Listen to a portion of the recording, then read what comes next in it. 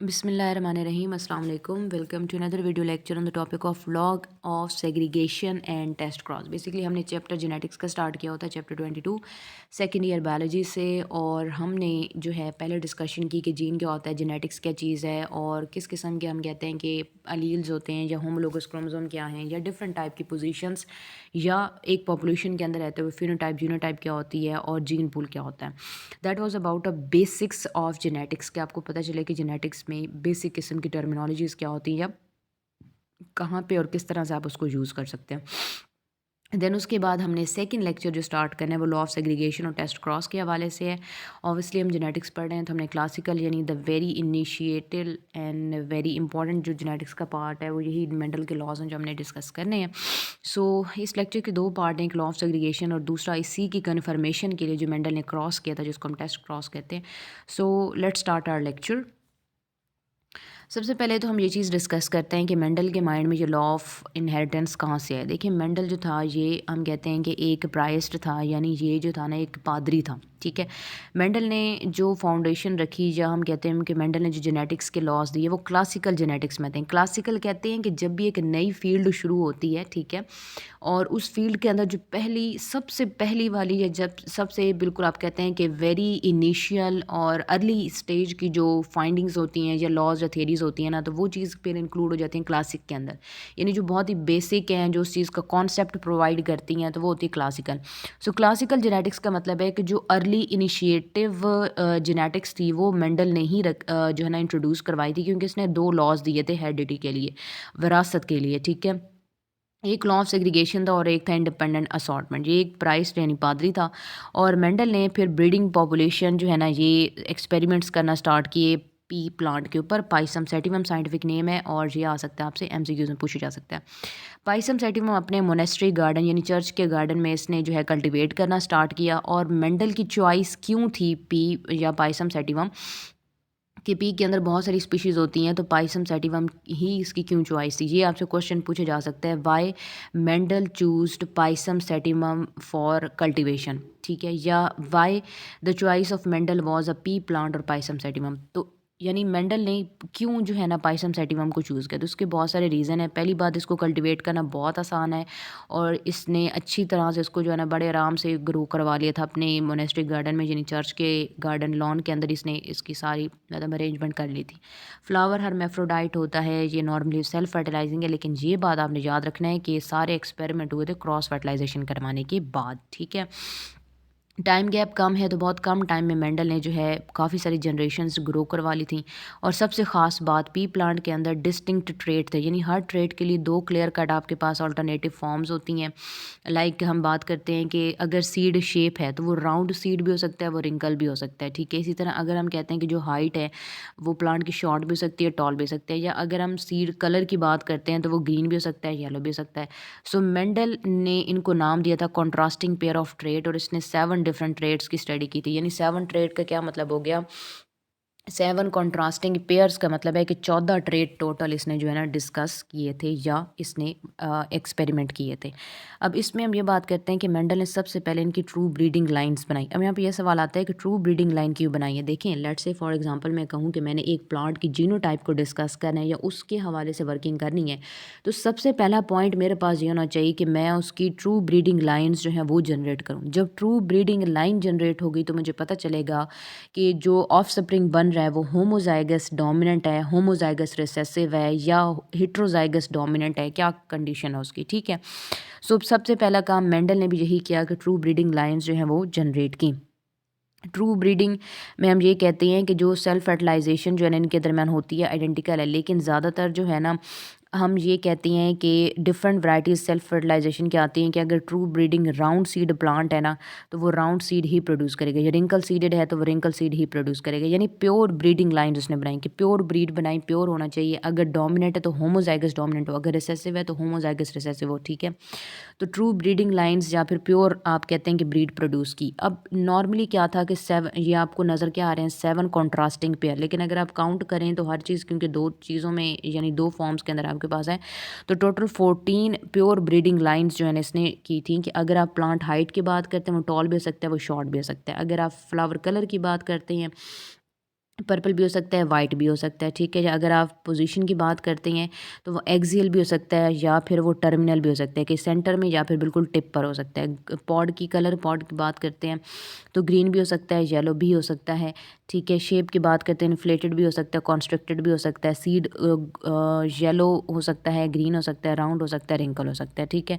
सो ये इसमें डिफरेंट हमारे पास 7 कॉन्ट्रास्टिंग ट्रेट्स का मतलब है कि 14 जो है ना ये इसमें कैरेक्टर्स थे और 14 ब्रीडिंग लाइन्स थी, ठीक है। ये देखें 14 ब्रीडिंग लाइन्स ऑफ 7 कैरेक्टर्स, ठीक है। और ये क्रॉस फर्टिलाइजेशन जो है ना उसने करवाई ताकि that different only in one character, यानी कि इसने इन सारे के सारे जो हैं इनको क्रॉस आपस में फर्टिलाइजेशन कराया हर एक कैरेक्टर के लिए। यानी पहले हाइट के लिए उसने क्रॉस फर्टिलाइजेशन कराई तो पता चला कि प्लांट किस किस्म की जो है हाइट शो करेगा, वो होमोजाइगस टॉल है, हेट्रोजाइगस टॉल है, होमोजाइगस रिसेसिव है। हेट्रोजाइगस रिसेसिव तो नहीं हो सकता खैर, लेकिन ये है कि होमोजाइगस रिसेसिव हो सकता है। इसी तरह कलर को, फ्लावर कलर को, पोजीशन को, पॉड कलर को, शेप को, सीड कलर को और सीड शेप वगैरह को, तो मेंडल ने एक एक करके सारे क्रॉस करवाए। तो एक ऐसा क्रॉस जिसके अंदर आप सिर्फ एक ही कैरेक्टर को चेक कर रहे होते हैं उसको मोनोहाइब्रिड क्रॉस का नाम दिया जाता है, ठीक है। हम ये कहते हैं कि जब किसी भी ऑर्गेनिज्म की जीनोटाइप फाइंड आउट करनी है, जब pure breeding line find out करनी है, तो जब आप हम कहते हैं कि एक ही कैरेक्टर के लिए क्रॉस करवा रहे होते हैं तो उसको हम मोनो हाइब्रिड कहते हैं। यानी हाइब्रिड तो वो है combination of two different organisms और combination of two different type of genes, hybrid तो वो है, लेकिन सिर्फ एक कैरेक्टर के लिए तो उसको हम नाम देते हैं मोनो हाइब्रिड का। तो उसने क्या किया कि क्रॉस फर्टिलाइज करवाया true breeding round plant male को, ठीक है, मेल प्लांट को true breeding wrinkle female plant के साथ जो है ना इसने क्रॉस करवाया। क्रॉस के बाद रेशो आपके पास कुछ इस किस्म की आई है कि कैपिटल आर था। ये क्या था हमारे पास कि मेल जो था ना वो कैपिटल आर आर की सिचुएशन थी, क्योंकि अभी हमने कहा है कि मेल राउंड है तो राउंड डोमिनेट कलर है क्योंकि, तो कैपिटल आर हो गया और फीमेल ये वाला हो गया। अब गेमीट्स कैसे बनाते हैं कि ये आपके पास कैपिटल आर एक बन गया, ठीक है, स्मॉल आर। अब ये हमारे पास जो होती है ना पेरेंटल जनरेशन होती है, ठीक है, इसको हमने नाम क्या दिया पेरेंटल जनरेशन का। अब इसका पहला और इसका पहला आप लेते हैं तो कैपिटल आर स्मॉल आर एक बन गया।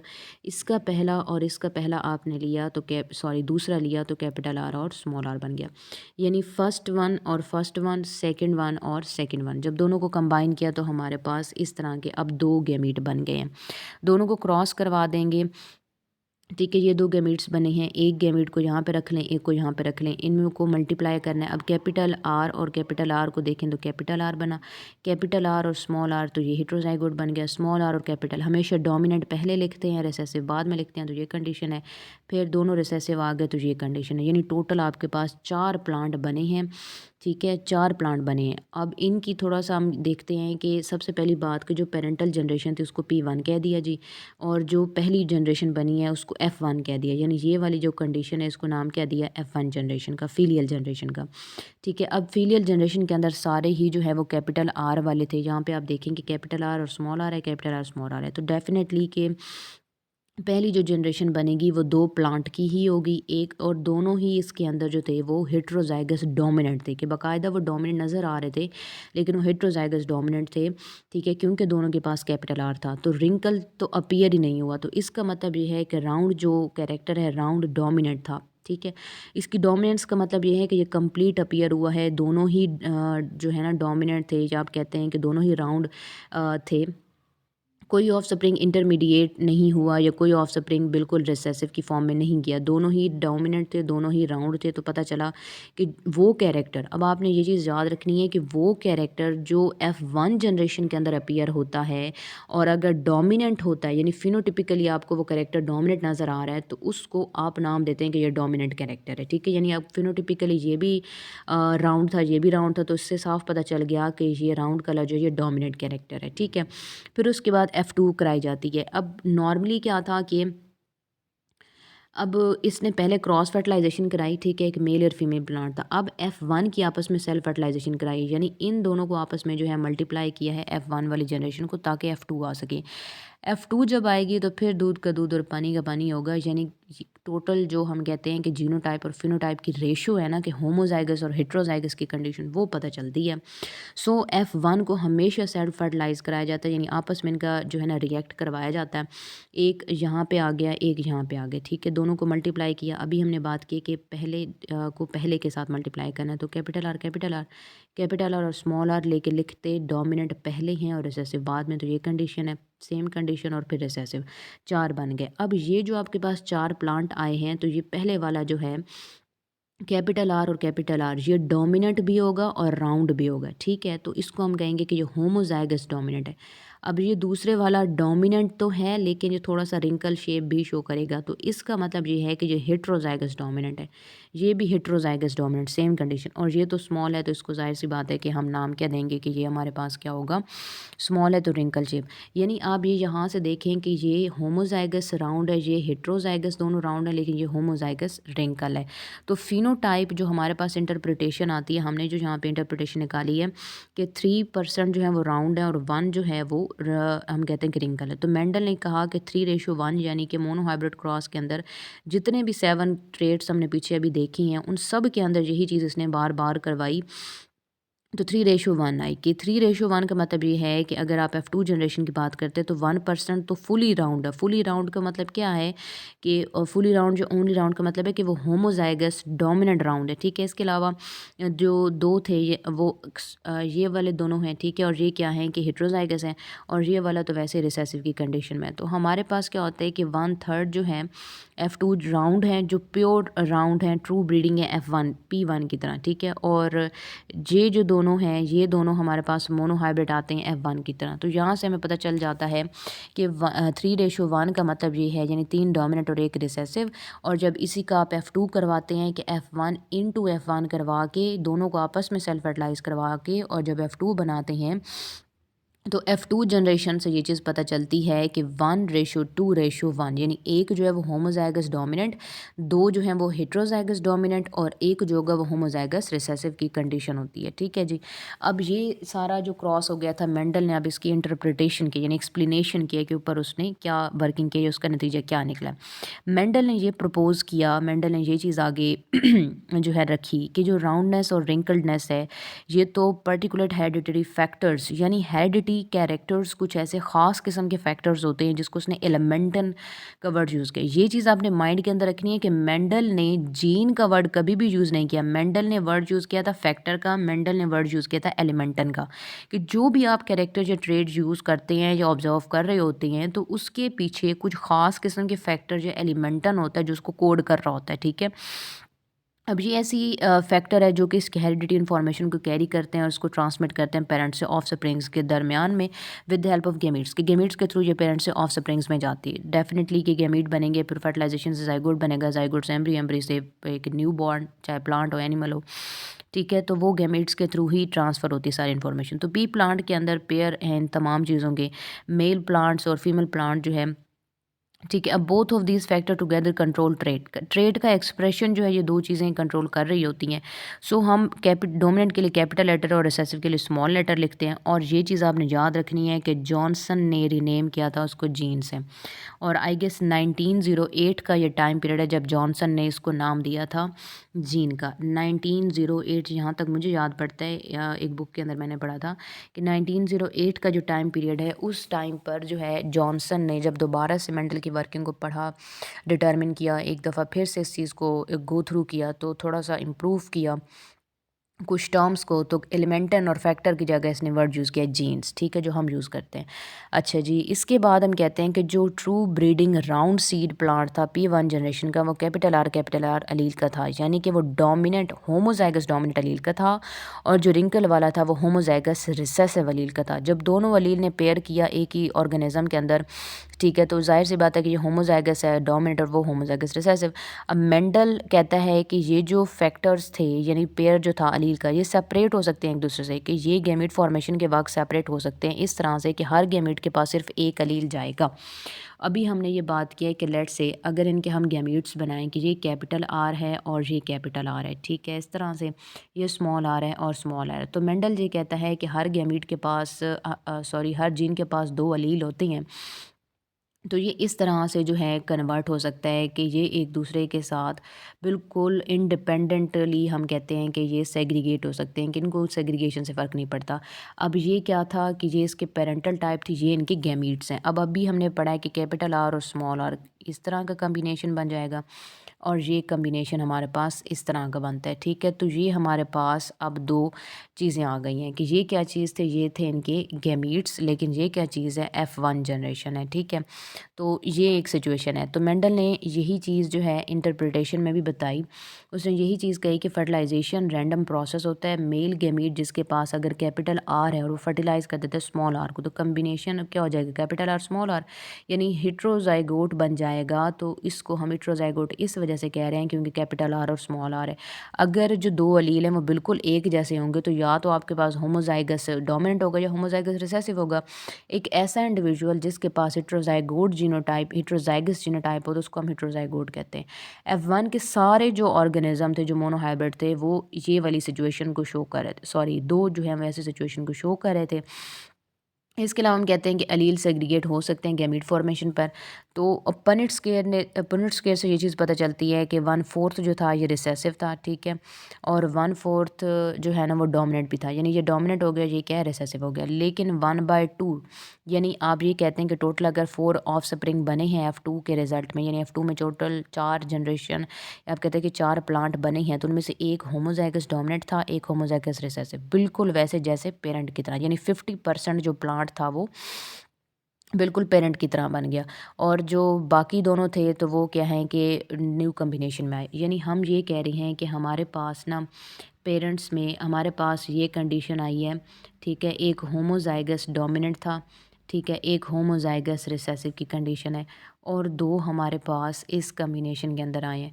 तो हम ये कह रहे हैं कि प्लांट क्योंकि जो है ना ये होमोजाइगस डोमिनेंट है, ये होमोजाइगस रिसेसिव है, पेरेंटल सिचुएशन शो करते हैं, ठीक है, P1 की तरह हैं। तो हमने कहा है कि 50% जेनेटिक मटेरियल जो था ये पेरेंट्स की तरह था, ठीक है, और ये दो एक नए कम्बिनेशन में आए हैं। तो हमने ये कहा है कि 50% जो प्रोजनी है वो न्यू कम्बिनेशन के अंदर आई है, या रिकम्बिनेंट रिकम्बिनेंट प्रोजनी है जो ऑफ स्प्रिंग है, ठीक है। इसी चीज़ को हमने लेक्चर 1 के स्टार्ट में कहा था कि जो क्रॉसिंग ओवर होती है या जीन्स जब आपस में पेयर बना लेते हैं तो 50% तो रिजेंबलेंस इसी वजह से आती है क्योंकि पेरेंटल कम्बिनेशन, और 50% न्यूनेस इस वजह से आती है क्योंकि न्यू कम्बिनेशन होता है, जो यहाँ पे हमने बात पूरी कर दी है। तो ये था लॉ ऑफ सेग्रीगेशन। इसकी कंक्लूजन और बेसिक अजम्पशन क्या होती है कि two coexisting allele for each trait in an individual segregate from each other at meiosis so that each of the gamete receive one of the two allele. Allele unite again at random fertilization of gametes when zygote is formed. तो कहने का मकसद ये है कि law of segregation के according कि जो दो गेम हम कहते हैं कि अलील होते हैं, ठीक है, जो दो अलील होंगे एक जीन के, तो वो एक दूसरे से हम कहते हैं कि सेग्रीगेट हो सकते हैं इस तरह से कि हर एक गैमीट के पास सिर्फ एक ही अलील होगा, और अलील दोबारा से यूनाइट हो जाते हैं जब जाइगोट बनेगा और रैंडम जो है ना जाइगोट फॉर्मेशन होगी, तो अगेन ये नंबर 2n की सिचुएशन में कन्वर्ट हो जाएगा। इसको हम नाम देते हैं लॉ ऑफ सेग्रीगेशन का। अब लॉ ऑफ सेग्रीगेशन के अंदर मेंडल को ये तो पता चल गया था कि हमारे पास जो है ना जो कैपिटल आर था वो तो डोमिनेंट था ऑब्वियसली, जो कैपिटल आर स्मॉल आर है, जो कैपिटल आर है स्मॉल आर है, और ये सिचुएशन है। अब इन दोनों का तो मेंडल को अच्छी तरह से पता था क्योंकि इसकी फिनोटाइप डोमिनेंट थी, साफ नज़र आ रही थी, इसकी रिसेसिव थी, साफ नज़र आ रही थी। मसला आ गया था इन दोनों के साथ। अब मेंडल को ये नहीं पता चल रहा था कि ये जो सिचुएशन है ये किस केस में हुई है, ठीक है। तो इस चीज़ को कंफर्म करने के लिए, लॉ ऑफ सेग्रीगेशन को कंफर्म करने के लिए उसने क्रॉस किया था जिसको नाम दिया जाता है टेस्ट क्रॉस का, जिसमें ये डिटरमिन करना था कि जो अपेरेंटली डोमिनेंट नज़र आ रहा है क्या वो होमोजाइगस डोमिनेंट है जीनोटिपिकली, या वो या वो हेट्रोजाइगस डोमिनेंट है जीनोटिपिकली। यानी किसी भी इंडिविजुअल की ऐसी फिनोटाइप जो आपको डोमिनेंट नज़र आ रही होती है और आप ये पता करना चाहते हैं कि क्या वाकई ही इसकी जो डोमिनेंट नज़र आने वाली फिनोटाइप है क्या जीनोटिपिकली भी ये होमोजाइगस डोमिनेंट है या जीनोटिपिकली ये हेट्रोजाइगस डोमिनेंट है, यानी जीनोटाइप फाइंड आउट करने के लिए हम टेस्ट क्रॉस करते हैं, ठीक है। सो मेंडल ने एक क्रॉस किया जिसको नाम दिया जाता है टेस्ट क्रॉस का। टेस्ट क्रॉस के अंदर करना क्या था कि बेसिकली ऐसे ऑर्गेनिज्म की जीनोटाइप को टेस्ट करना था जो कि फिनोटिपिकली डोमिनेंट था, यानी ये एक ऐसा टेस्ट होता है जिसमें फिनोटिपिकली डोमिनेंट ऑर्गेनिज्म की जीनोटाइप को आप चेक करते हैं कि क्या वो होमोजाइगस डोमिनेंट है या वो रिसेसिव हेट्रोजाइगस डोमिनेंट है। तो फिनोटिपिकली या तो ये सिचुएशन हो सकती है या तो ये सिचुएशन हो सकती है। अभी इसी चीज़ को प्रूव करने के लिए क्रॉस किया गया था। हमारे पास अब दो हाइपोथेटिकल केसेस हैं। वो ये कहता है कि अगर तमाम सीड होमोजाइगस हुए, कैपिटल आर हुआ, तो इसका मतलब है कि हर गैमीट के पास ये वाली सिचुएशन हो जाएगी। यानी अगर हम कहते हैं कि दोनों हमारे पास डोमिनेंट होंगे, जब डोमिनेंट होंगे तो जाहिर सी बात है कि ये भी कैपिटल आर ही देगा हर गैमीट के अंदर और ये भी कैपिटल आर ही देगा हर गैमीट के अंदर। तो इससे ये होगा कि ये लेट्स से कि ये मेल प्लांट है, ठीक है, और फीमेल प्लांट को हम कह देते हैं कि ये वाली सिचुएशन हो जाती है कि रिसेसिव है। तो कंडीशन आपके पास क्या हो जाएगी? हेट्रोजाइगोट वाली। यानी हम ये कहते हैं केस 1 में कि अगर जो आपका जो मतलब क्रॉस आप करवा रहे हैं, अगर होमोजाइगस राउंड है तो वो तो सबको आर अलील देगा एक पेरेंट, और दूसरा पेरेंट अगर रिसेसिव है तो जाहिर सी बात है वो तो स्मॉल आर देगा। अब फर्टिलाइजेशन तो 100% हो गई है, 100% प्रोजनी आपको डोमिनेंट ही मिलती है। अगर आपका ऐसा क्रॉस जिसमें आपको पता है कि एक जो आप पेरेंट करवा रहे हैं वो फिनोटिपिकली आपको डोमिनेंट नज़र आ रहा है और दूसरा फिनोटिपिकली आपको रिसेसिव नज़र आ रहा है और आपने क्रॉस करवा दिया है, ठीक है। अब जब उसकी ऑफस्प्रिंग आपको सारे ही डोमिनेंट नज़र आएंगे तो ये कंफर्म हो जाएगा कि ये जो आपको ऑफस्प्रिंग मिला है ये हेट्रोजाइगोट है, क्योंकि इसके पास जो है क्या कंडीशन थी कि इसके पास जो है ना अब डोमिनेंट की कंडीशन है, क्योंकि ख़ुद तो आपको पता था ना कि आप होमोजाइगस डोमिनेंट और होमोजाइगस रिसेसिव का आपस में क्रॉस करवा रहे हैं, तो ऑफस्प्रिंग तो डेफिनेटली हेट्रोजाइगस डोमिनेंट होगा। तो अगर सारे ही राउंड सीड प्लांट होंगे, अगर सारे ही आपको डोमिनेंट फिनोटिपिकली नज़र आएंगे, तो हम ये कहेंगे कि ऑल द प्रोजेनी, इनके सीड क्या होंगे कि राउंड ही होंगे, और हम ये कहेंगे कि जो टेस्टेड इंडिविजुअल थे वो दोनों होमोजाइगस थे, ठीक है, चाहे वो होमोजाइगस डोमिनेंट हों चाहे होमोजाइगस रिसेसिव हों। तो हम ये कहेंगे कि दोनों tested individual, dominant individual is homozygous, कि जो डोमिनेंट था तो वो होमोजाइगस ही डोमिनेंट था। कंडीशन ये है, ठीक है।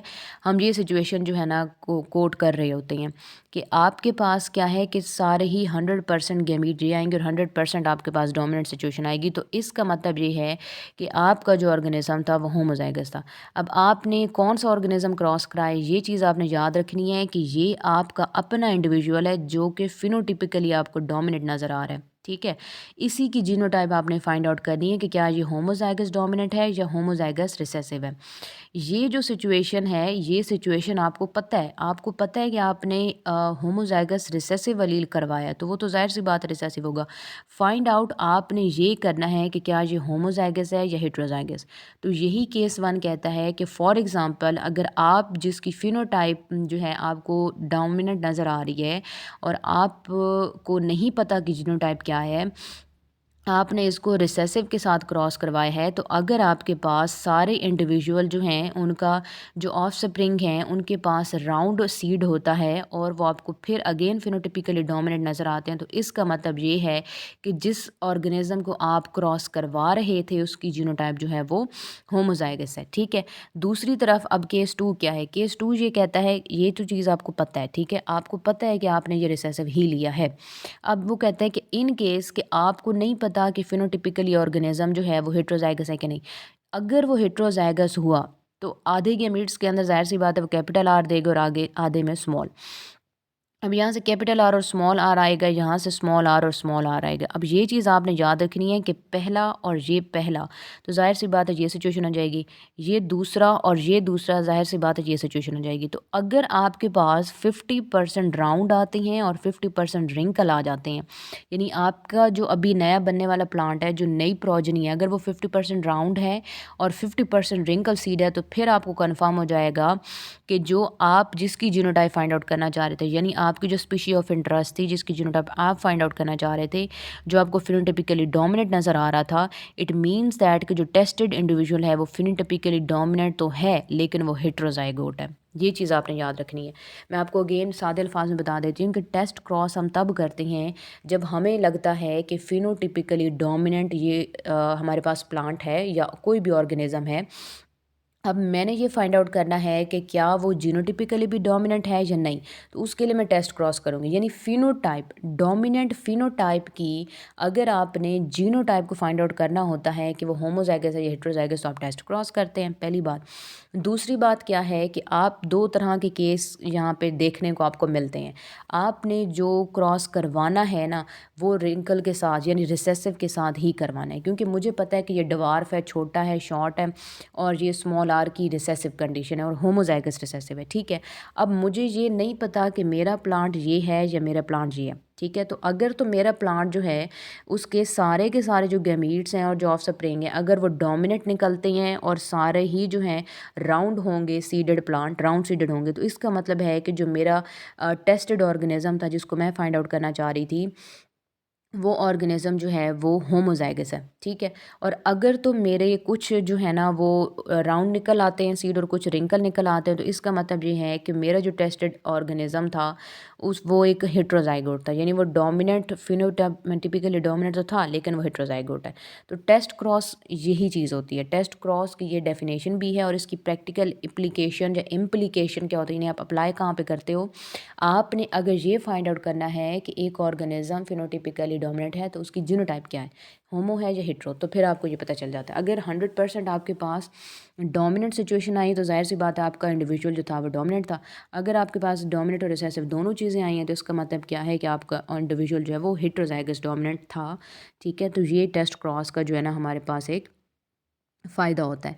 So that was about today's lecture. यहाँ से मैं आपको क्वेश्चन बता देती हूँ, जो लॉन्ग क्वेश्चन आपको यहाँ से आ सकता है दैट इज़ अबाउट, चलें पहले शॉर्ट ही कर लेते हैं। शॉर्ट क्वेश्चन मैंने आपको बताया था कि यहाँ से आपको पूछा जा सकता है why pea was the only choice of Mendel, या यूँ कह सकते हैं why Mendel choose pisum sativum for cultivation, ठीक है, या what were the benefits of pisum sativum for cultivation.